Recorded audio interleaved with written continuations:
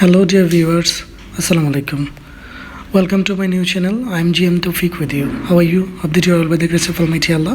I am also well. First of all, I would like to thanks and grateful to the Almighty Allah who gave me a chance to stand in front of you again. So, dear viewers, today I am going to take a class about the right form verb. So, don't be late. So, let's start and enjoy it. Dear viewers, আজকে আমি আলোচনা করব rules of right form of verb, অর্থাৎ right form of ভার্বের নিয়মকানুন অথবা ব্যবহার। Right form of ভার্বের অনেকগুলো নিয়মকানুন রয়েছে, তো ইনশাল্লাহ আমি চেষ্টা করব ইম্পর্টেন্স রুলসগুলো আপনাদের মাঝে আলোচনা করার জন্য। লাস্ট ক্লাসে আমি আলোচনা করেছিলাম ভার্বের রূপ, অর্থাৎ একটি সেন্টেন্সে একটি ভার্ব কয়টি রূপ ধারণ করতে পারে সেই বিষয়টা। সো আজকে আলোচনা করব রুলস নিয়ে। এখানে দেখেন রুল 1 দেওয়া আছে, subject third person singular number হলে ভার্বের শেষে এস, ইএস অথবা আইএস যোগ করতে হয়। অর্থাৎ তাহলে আমরা প্রথম রুলটা জানলাম যে সাবজেক্ট যদি থার্ড পারসন সিঙ্গুলার নাম্বার হয় তাহলে মূল ভার্বের শেষে এস, ইএস অথবা আইএস যোগ করব। তো ডিয়ার ভিউয়ার্স, আমরা এই রুলটা করার আগে চলুন একটু আলোচনা করি পার্সন সম্পর্কে। পার্সনটা আমরা জেনে নিই, তাহলে আমাদের জন্য এটা ক্লিয়ার হবে। পার্সন, এখানে দেখেন পার্সন অর্থ হচ্ছে পুরুষ। পার্সনের সংজ্ঞাটা হচ্ছে সেন্টেন্সে ব্যবহৃত যে সকল নাউন বা প্রনাউনকে আশ্রয় করে ভার্বের কাজ সম্পন্ন করা হয় তাকে পার্সন বলে। পার্সন হলো 3 প্রকার, যথা ফার্স্ট পার্সন উত্তম পুরুষ, সেকেন্ড পার্সন মধ্যম পুরুষ, থার্ড পার্সন নাম পুরুষ। ফার্স্ট পার্সন হলো যেখানে এখানে দেওয়া আছে I, we, my, our, me, us, etc. Second person হলো you, your, yours, etc. Third person হলো he, she, they, it, Riya, Assam. তাহলে এগুলো হলো আমাদের পার্সন। তাহলে আমি আরেকটু সহজ করে বলে দিচ্ছি যে আমি, তুমি, আমরা ছাড়া ববে আছে যা বাকি সব থার্ড পার্সন। অর্থাৎ আমি, তুমি, আমরা ছাড়া এই পৃথিবীতে বাকি যা কিছু আছে সবগুলো হচ্ছে থার্ড পার্সন। তো চলুন এখন আমরা রুলস নিয়ে আলোচনা করি। এখানে দেওয়া আছে subject third person singular number হলে ভার্বের শেষে এস, ইএস অথবা আইএস যোগ করতে হবে। তাহলে আমাদের ফার্স্ট রুলটা। তো আমরা এখন দেখেন আমি এখানে এক্সাম্পল দিয়ে দিয়েছি। যেমন প্রথমে দেওয়া আছে শি সিং এ সং, তারপর 2 নম্বর দেওয়া আছে Riya carry an umbrella with her, 3 নম্বর হচ্ছে আসাম গো টু স্কুল। তাহলে এইখানে 3টা এক্সাম্পল দেওয়া আছে। তাহলে এখন একটা জিনিস খেয়াল করেন, এইখানে দেখেন প্রত্যেকটা সাবজেক্টই হচ্ছে থার্ড পার্সন সিঙ্গুলার নাম্বার। তাহলে আমরা এই রুলটা শিখে আসলাম যে থার্ড পার্সন সিঙ্গুলার নাম্বার হলে ভার্বের শেষে এস, ইএস অথবা আইএস আমরা যোগ করবো। তাহলে আমি আগেই বলে দিয়েছি যে কোন কোন ভার্বের সাথে আইএস অথবা এস, ইএস যোগ করবো। তাহলে এখানে দেখেন প্রথম আনসারটা যেমন আমি দিয়েছি কি শি সিংস এ সং, তাহলে আমরা শুধু সিংয়ের সাথে যোগ করে দিলাম। তারপর হচ্ছে Riya ক্যারিস an umbrella with her, তাহলে ওয়াইয়ের পরিবর্তে আইএস যোগ হয়েছে এখানে, কারণ ওয়াইয়ের আগে কি আছে কনসোনেন্ট আছে। তারপর 3 নম্বর যেমন লাস্টে দেওয়া আছে দেখেন আসাম গোস টু স্কুল। আশা করি আপনারা এই রুলটা বুঝেছেন। চলুন এখন আমরা আলোচনা করি পরবর্তী রুলস নিয়ে। এখানে দেখেন দেওয়া আছে রুল 2, আওয়ার গার্ডেন্স থাকলে প্রেজেন্ট ইনডিফিনিট টেন্স হবে। কেমন না যে আওয়ার গার্ডেন্স থাকলে প্রেজেন্ট ইনডিফিনিট টেন্স হবে?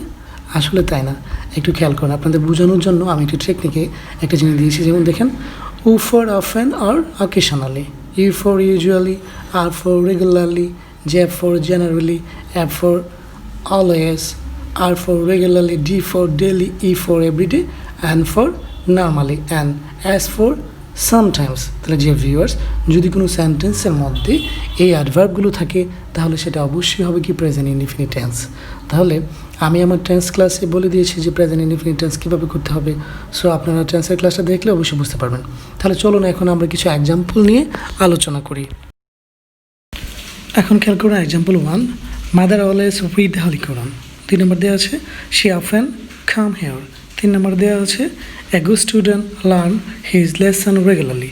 তাহলে ডিয়ার ভিউয়ার্স, আপনি একটা জিনিস খেয়াল করেন প্রত্যেকটা সেন্টেন্সে, যেমন 1 নম্বর দেওয়া আছে অলওয়েজ, 2 নম্বর হচ্ছে অফেন, 3 নম্বর হচ্ছে রেগুলারলি। তাহলে এই অ্যাডভার্বগুলো যদি থাকে তাহলে আমরা কী করবো, এটা প্রেজেন্ট ইনডিফিনিট টেন্স অনুসারে সেই ভার্বটার রূপটা পরিবর্তন করবো।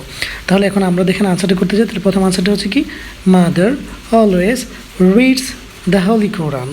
2 নম্বর হচ্ছে শি অফেন কামস হেয়ার। 3 নম্বর হচ্ছে a good student learns his lesson regularly. Dear viewers, আশা করি আপনারা এই 3টা এক্সাম্পল বুঝেছেন। এখন চলুন আমরা পরবর্তী রুলস নিয়ে আলোচনা করি। রুল নাম্বার 3, যদি কোনো সেন্টেন্সে now, at present, at this moment, at this movement, in this morning, in this time etc থাকে তাহলে সেটা কী হবে, ভার্বের প্রেজেন্ট কন্টিনিউয়াস টেন্স হবে।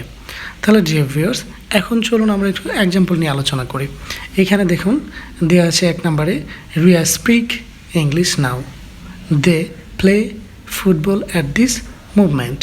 3 নম্বর হচ্ছে I write a letter at this time.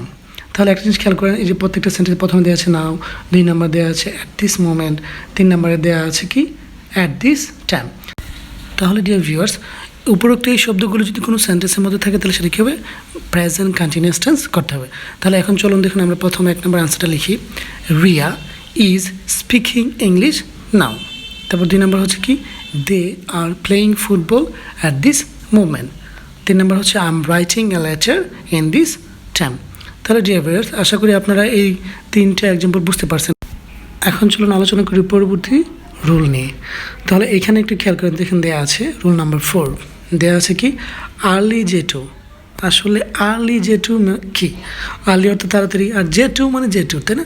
কিন্তু না, একটু খেয়াল করুন এখানে 2টা যে, আসলে প্রথম যে দিয়ে আমি বোঝানোর চেষ্টা করেছি জাস্ট, তারপর দিয়ে হচ্ছে জাস্ট নাও, তারপর E for ever, F for already, R for recently, L for lately, Y for yet. Dear viewers, যদি কোনো সেন্টেন্সের মধ্যে এই অ্যাডভার্বগুলো থাকে তাহলে সেটা হবে কি প্রেজেন্ট পারফেক্ট টেন্স। তাহলে চলুন এখন আমরা কিছু এক্সাম্পল দেখি। যেমন দেখেন এখানে আমার এক্সাম্পল, ফার্স্ট এক্সাম্পল দেওয়া আছে I finish the work recently. 2 নম্বরে Ifran already go to London. 3 নম্বরে you ever be to Cox's Bazar. তাহলে একটা জিনিস খেয়াল করুন, প্রথম সেন্টেন্সে আছে রিসেন্টলি, দ্বিতীয় সেন্টেন্সে অলরেডি, তৃতীয় সেন্টেন্সে দেওয়া আছে ইভার। তাহলে যদি কোনো সেন্টেন্সে এগুলো থাকে তাহলে কী হবে, এটা প্রেজেন্ট পারফেক্ট টেন্সে পরিবর্তন করতে হবে। চলুন আনসারগুলো আমরা এখন দেখি। তাহলে 1 নম্বর আনসারটা হয়েছে কি দেখেন, I have finished the work recently. 2 নম্বর হচ্ছে ইফরান has already gone to London. 3 নম্বর আনসারটা হবে have you ever been to Cox's Bazar. একটা জিনিস খেয়াল করবেন, 3 নম্বরটা কেন শুরুতে হ্যাভ বসছে, কারণ হচ্ছে কি আমরা শেষে দেখেন প্রশ্নবোধক চিহ্ন দেওয়া আছে, সেই জন্য আমরা অক্সিলারি ভার্বটাকে আগে নিয়ে আসছি। তাহলে have you ever been to Cox's Bazar. তো ডিয়ার ভিউয়ার্স, আশা করি আপনারা এই 3টা এক্সাম্পল বুঝতে পারছেন। চলুন এখন আমরা পরবর্তী রুলস নিয়ে আলোচনা করি। এখানে দেখুন আমার স্ক্রিনে দেওয়া আছে রুল নাম্বার 5, অর্থাৎ অতীত নির্দেশক ওয়ার্ড বা ফ্রেজ, যেমন last night, last day, last week, last month, last year, last century, yesterday, ago, long since, before, in the past, back, in those day etc থাকলে ভার্বের পাস্ট ফর্ম অথবা past indefinite টেন্সে রূপান্তর করতে হবে। Dear viewer, চলুন এখন আমরা কিছু এক্সাম্পল দেখি, এক্সাম্পলগুলো দেখলে আমাদের ক্লিয়ার হয়ে যাবে। যেমন এখানে দেখুন 1 নম্বরে আমার এক্সাম্পল দেওয়া আছে his father come home yesterday. 2 নম্বর দেওয়া আছে I see him long ago. 3 নম্বর দেওয়া আছে they play cricket long since. তাহলে খেয়াল করুন এই 3টা সেন্টেন্সে যেমন দেওয়া আছে, প্রথম সেন্টেন্সে ইয়েস্টারডে, দ্বিতীয় সেন্টেন্সে লং অ্যাগো এবং তৃতীয় সেন্টেন্সে দেওয়া আছে কি লং সিন্স। তাহলে এই শব্দগুলো যদি কোনো সেন্টেন্সের মধ্যে থাকে তাহলে সেটা হবে কি পাস্ট ইনডিফিনিট টেন্স। এখন চলুন আমরা একটু আনসারটা করি। তাহলে 1 নম্বর আনসারটা হবে his father came home yesterday. 2 নম্বর আনসারটা হবে I saw him long ago. 3 নম্বর আনসারটা হবে they played cricket long since. Dear viewers, hope that you could understand about these topics. So if you have any kind of question and any query, let me know in the comment box. I will try to solve it. So dear viewers, next class I will discuss about the right form verb, the most important rules. So till then, stay well, stay home, stay safe. Allah Hafiz.